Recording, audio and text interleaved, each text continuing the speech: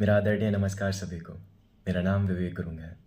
मैं मुस्कुराहट फाउंडेशन का एक मेंबर हूँ। तो आइए शुरू से शुरू करते हैं और जानते हैं कि मुस्कुराहट फाउंडेशन क्या है। मुस्कुराहट फाउंडेशन एक सोशल सर्विस ऑर्गेनाइजेशन है, एक एनजीओ है जो कि वर्क करता है ऐसे बच्चों को क्वालिटी एजुकेशन प्रोवाइड करवाने के लिए जो कि हमारे समाज में रहकर कहीं ना कहीं पिछड़ गए हैं और क्वालिटी एजुकेशन अफोर्ड नहीं कर पाते हैं, या उनके पेरेंट्स उन्हें क्वालिटी एजुकेशन नहीं प्रोवाइड कर पा रहे हैं किसी ना किसी वजह से। तो मुस्कुराहट फाउंडेशन वर्क करता है उन बच्चों को एक क्वालिटी एजुकेशन प्रोवाइड करवाने के लिए। जैसा कि हमारे पूर्व राष्ट्रपति जी ने भी कहा है, एपीजे अब्दुल कलाम सर ने, कि हमारा जो यूथ है हमारे इंडिया के लिए एक बड़ी ताकत है। तो आइए हम जानते हैं कि मुस्कुराहट फाउंडेशन किन किन प्रॉब्लम एरियाज़ पर वर्क करता है। हम बात करेंगे कुछ मेजर प्रॉब्लम एरियाज़ के बारे में जिन पर मुस्कुराहट फाउंडेशन फोकस करता है और उनमें सुधार लाने के लिए वर्क करता है। तो सबसे पहला है कि mental wellbeing of the children. Mental wellbeing of the children से हम क्या समझ सकते हैं कि कुछ बच्चे होते हैं जो कि ऐसे बैकग्राउंड से आते हैं जहाँ पर उनके पिता या उनकी माता घर में संबंध अच्छे नहीं होते, उनके माँ बाप के बीच या उनके पेरेंट्स के बीच संबंध अच्छे नहीं होते हैं। किसी के पापा होते हैं जो कि घर पर आ रहे हैं, गाली गलौज हो रही है किसी के घर में, या फिर मारपीट हो रही है, किसी के पापा किसी को मम्मी को आकर मारते हैं। और फिर होता है ना कुछ बच्चे की लाइक उनके घर में क्राइम्स हो रहे हैं या फिर कुछ ऐसी चीज़ें हो रही हैं जहाँ जहाँ पे बच्चे बहुत डिस्टर्ब रहते हैं। तो ऐसे बच्चों का जो मानसिक मानसिक स्थिति है वो अच्छे से डेवलप नहीं हो पाता है। तो हम वर्क करते हैं, सबसे पहले तो फोकस करते हैं कि जो एक बच्चे की मेंटल स्थिति है, एक मानसिक तनाव है, उसका दूर हो सके और वो पढ़ाई पर फोकस कर सके अच्छे से। तो हमारा जो पहला मेजर प्रॉब्लम एरिया होता है जिस पर हम फोकस करते हैं वो होता है mental wellbeing of the children. दूसरा होता है हमारा social emotional learning. Social emotional learning से हम क्या समझते हैं, ये दो वर्डों से मिलकर बना है, सोशल और इमोशनल। अब सोशल को समझते हैं, सोशल क्या है। सोशल मतलब कि हम समाज में रहते हैं, तो हमें समाज में जीने के कुछ लाइफ हैक्स आने चाहिए। जैसा कि आप सभी समझ रहे होंगे, सोशल यानी कि कम्युनिकेशन स्किल्स आनी चाहिए, इंटरपर्सनल रिलेशंस, और भी ऐसी 40+ स्किल्स हैं जो कि सोशल कैटेगरी के अंडर लाई करती हैं। वो हम उन बच्चों को सिखाते हैं। ये जो सोशल इमोशनल लर्निंग है वो वैल्यूज़ प्लस लर्निंग से मिलकर बनता है सोशल इमोशनल लर्निंग। कुछ लाइफ स्किल्स होती हैं जो हम बच्चों को सिखाते हैं लर्निंग में, और एक बच्चे को इमोशनली स्टेबल भी होना चाहिए कि वो ये सारी जो इतनी भी हम लर्निंग करवा रहे हैं एक बच्चे को वो अच्छे से सीख सके। तीसरी चीज़ जिस पर हम फोकस करते हैं, अब बच्चा जो है मेंटली बहुत अच्छा हो गया, सोशल इमोशनल लर्निंग उसकी बहुत अच्छे से हो गई, वो एक अच्छा नागरिक बन गया, एक अच्छा सिटीज़न बन गया हमारी इस कंट्री का। पर ऐसा अच्छा सिटीज़न बनने का भी क्या फ़ायदा होगा जिसको पढ़ना लिखना ना आता हो? क्या वो समाज में स्टैंड कर पाएगा? आपका क्या आंसर है? नहीं कर पाएगा ना। इसलिए तीसरी और सबसे हम मेजर कह सकते हैं, तीसरी मेजर चीज़ जिस पर हम मुस्कुराहट फाउंडेशन में फोकस करते हैं वो है हमारी एकेडमिक्स लर्निंग। हम उन बच्चों की एकेडमिक्स लर्निंग करवाते हैं एक्सपेरिमेंटल लर्निंग के थ्रू। अब एक्सपेरिमेंटल लर्निंग यानी कि मतलब हम कोई एक्टिविटी बेस्ड लर्निंग करवाते हैं। एक्टिविटी बेस्ड लर्निंग में हम क्या समझते हैं, जो हमारी एकेडमिक्स लर्निंग है हमने उसको दो पार्ट्स में डिवाइड करा है। जो हमारा पहला पार्ट है वो है लिटरेसी और न्यूमेरिकल स्किल्स। अब लिटरेसी और न्यूमेरिकल स्किल्स से हम क्या समझते हैं, हम लिटरेसी और न्यूमेरिकल स्किल्स में हम अपने मुस्कुराहट फाउंडेशन में अपनी क्लासेस में बच्चों को जो है एसर गाइडलाइंस के हिसाब से तैयार करते हैं। एसर क्या है? एसर को हम समझते हैं कि एसर का पहले तो फुल फॉर्म होता है annual status of education report. अब ये वही संस्था है जो कि हम सुनते हैं ना कि केरला का लिटरेसी रेट सबसे हाई है, या फिर इस स्टेट का लिटरेसी रेट सबसे हाई है, या फिर इस स्टेट का लिटरेसी रेट सबसे लो है। तो हम समझते हैं ना, ये सब सुनते हैं ये सारी चीज़ें, तो ये कौन देता है हमें?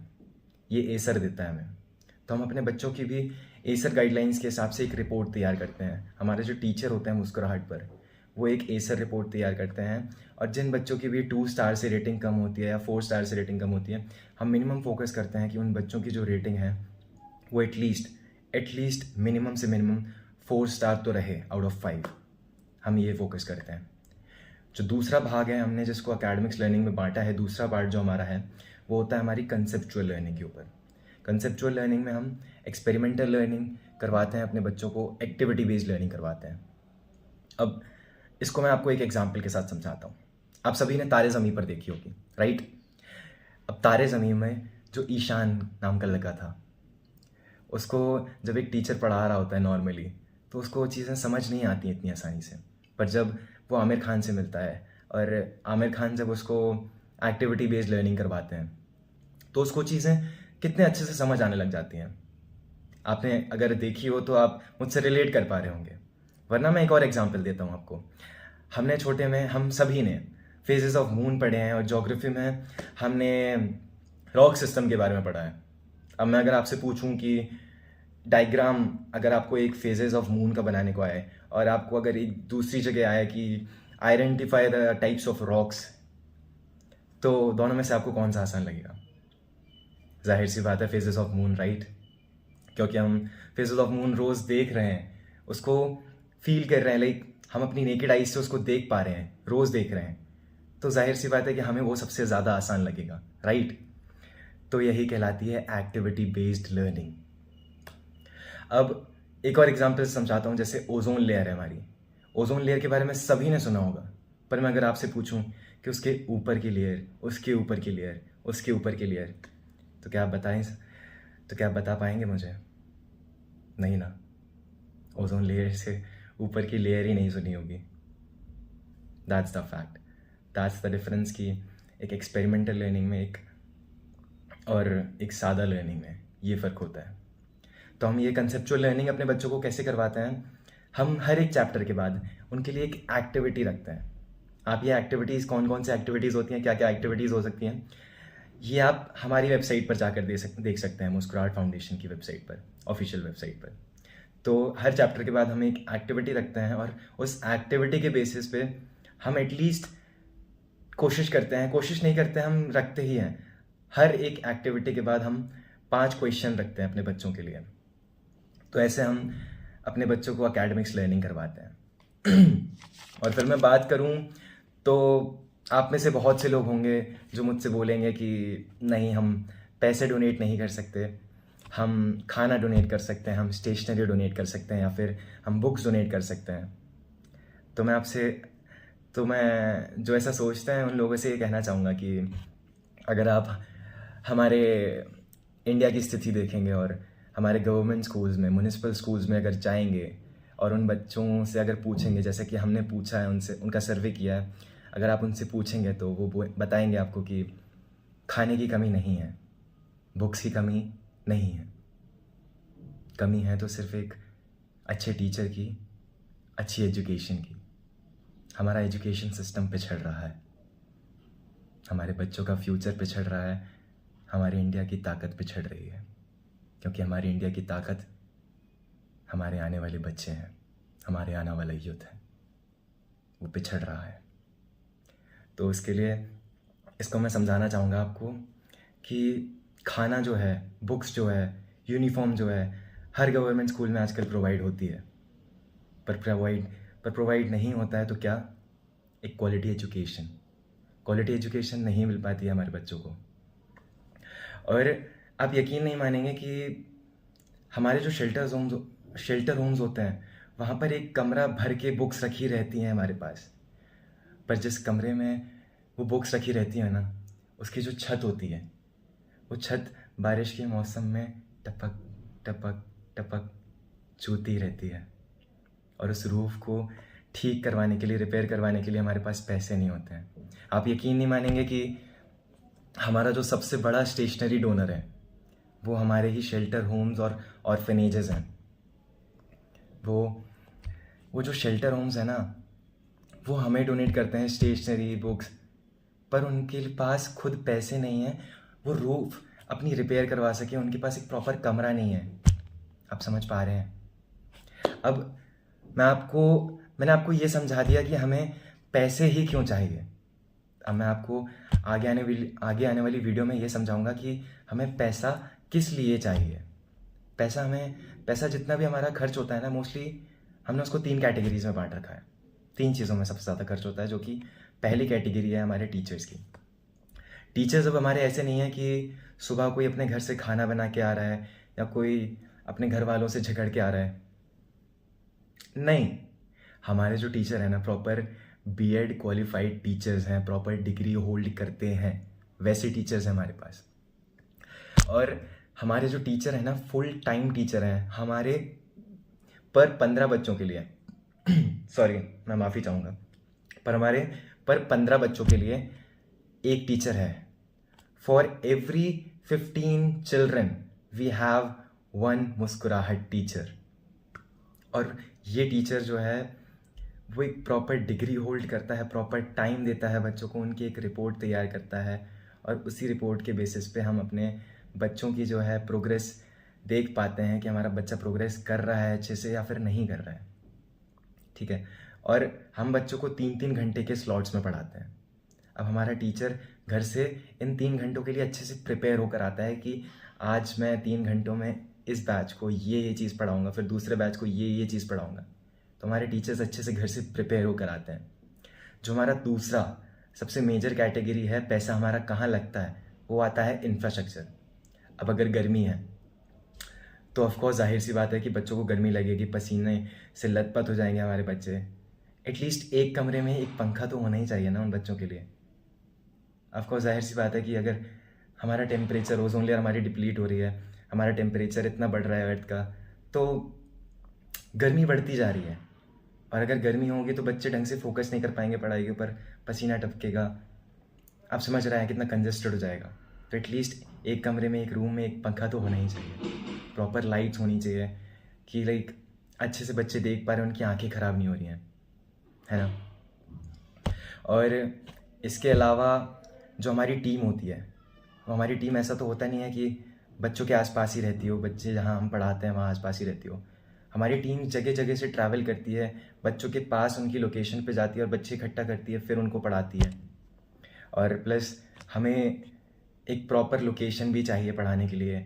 हम कहीं रोड पर तो पढ़ा नहीं सकते, रोड पर हम पढ़ा तो सकते हैं, पर ना वो बच्चे पढ़ा पाएंगे अच्छे से, ना वो बच्चे पढ़ पाएंगे अच्छे से, ना हम उनको अच्छे से पढ़ा पाएंगे, क्योंकि कहीं ना कहीं वो व्हीकल्स की आवाज़ से हम डिस्टर्ब होते ही रहेंगे।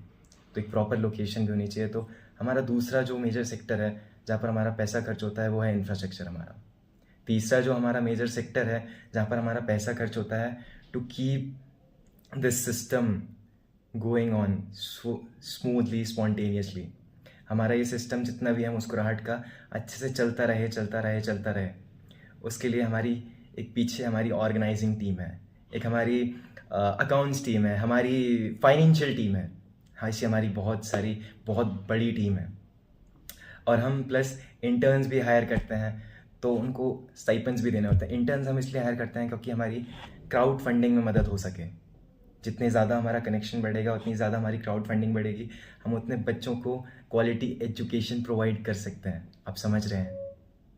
तो ये हमारे मेजर 3 सेक्टर्स हैं जहाँ पर हम अपना पैसा खर्च करते हैं। अब मैं बता देता हूँ आपको कुछ नंबर्स के बारे में मुस्कुराहट फाउंडेशन ने जो आज तक अचीव किए हैं। तो मुस्कुराहट फाउंडेशन के जो फाउंडर और प्रेसिडेंट हैं वो हैं हिमांशु गोयनका। ये एक बॉम्बे बेस्ड ऑर्गेनाइजेशन है जो कि उन्होंने तब स्टार्ट करी थी जब वो उनका एक 7-8 दोस्तों का एक ग्रुप था। उन्होंने इसकी शुरुआत एज अ टीम मुस्कुराहट करी थी। फिर करते करते उन्होंने एक बड़ा NGO बना लिया इसको, जिसका नाम रखा गया मुस्कुराहट फाउंडेशन, जिसको हम मुस्कुराहट फाउंडेशन के नाम से जानते हैं। मुस्कुराहट फाउंडेशन की नींव 2014 में रखी गई थी। तो 2014 से 2024 तक आज तक हम 4600 से भी ज़्यादा बच्चों की लाइफ में इम्पैक्ट कर डाल चुके हैं, 35+ सेंटर्स में, 9 लोकेशंस में जाकर। और डेली बेसिस पर हम 1500 से भी ज़्यादा बच्चों को क्वालिटी एजुकेशन प्रोवाइड करते हैं अमंग 18 सेंटर्स एंड 2 स्कूल्स। और मैं आपको बता दूं कि जो हमारे एक बच्चे का 1 साल का क्वालिटी एजुकेशन प्रोवाइड करने का जो भी खर्चा आता है, वो सिर्फ मात्र बहुत ही बेयर मिनिमम है, वो है 18,000 रुपये। तो आप अपने कुछ खर्चे निकाल कर हमें डोनेट कर सकते हैं। एक होता है ना कि डोनेशन और सोशल सर्विस में बहुत अंतर होता है कि अगर किसी बच्चे को सपोज 1 लाख रुपए चाहिए हैं उसकी पढ़ाई के लिए और आप 100 रुपये डोनेट कर रहे हैं, तो आपके 100 रुपये से उस बच्चे का ज़्यादा कुछ तो नहीं होगा, पर आपकी अंतर मन की संतुष्टि हो जाएगी कि आपने डोनेट करा, तो वो चैरिटी कहलाती है। आपने डोनेट कर दिया, आप खुश हो गए, उसकी पूर्ति नहीं हो पा रही है पर, तो वो चैरिटी कहलाती है। और वहीं पर सोशल सर्विस क्या होगी, आपने उस बच्चे के लिए 100 रुपये तो डोनेट किए ही किए जहाँ पे उसको लाख रुपए चाहिए थे। साथ में आप मार्केट में भी उतरे उसके लिए कि हमारे बच्चे को ये प्रॉब्लम है, हमें क्वालिटी एजुकेशन प्रोवाइड करानी है उसको, हमें अपने बच्चों का पेट पालना है, हमें अपने देश की महानता बढ़ानी है, देश को एक स्ट्रेंथ प्रोवाइड करनी है। तो उसके लिए वो चीज़ जो है सोशल सर्विस कहलाती है। तो आई होप आप समझ रहे होंगे हमें पैसों की ज़रूरत है। हम क्राउड फंडिंग की मदद से बच्चों की क्वालिटी एजुकेशन को फंड करते हैं, तो आपका थोड़ा सा भी डोनेशन हमारे बच्चों को क्वालिटी एजुकेशन प्रोवाइड कर सकता है, हमारे इंडिया का फ्यूचर संवार सकता है। आप सभी से विनती है कि जितना भी आपसे हो सके थोड़ा बहुत डोनेट करें हमें, प्लीज़। हमारे बच्चों को आपकी ज़रूरत है, टीम मुस्कुराहट को आपकी ज़रूरत है, मुस्कुराहट फाउंडेशन को आपकी ज़रूरत है। आई होप आप समझेंगे और इंडिया का फ्यूचर सिक्योर करने में हमारी मदद करेंगे। धन्यवाद। Link for donation is in the description section. आप वहाँ जाकर हमारा पेज चेकआउट कर सकते हैं और हमें डोनेट कर सकते हैं। Thank you for your kind donation. Thank you very much.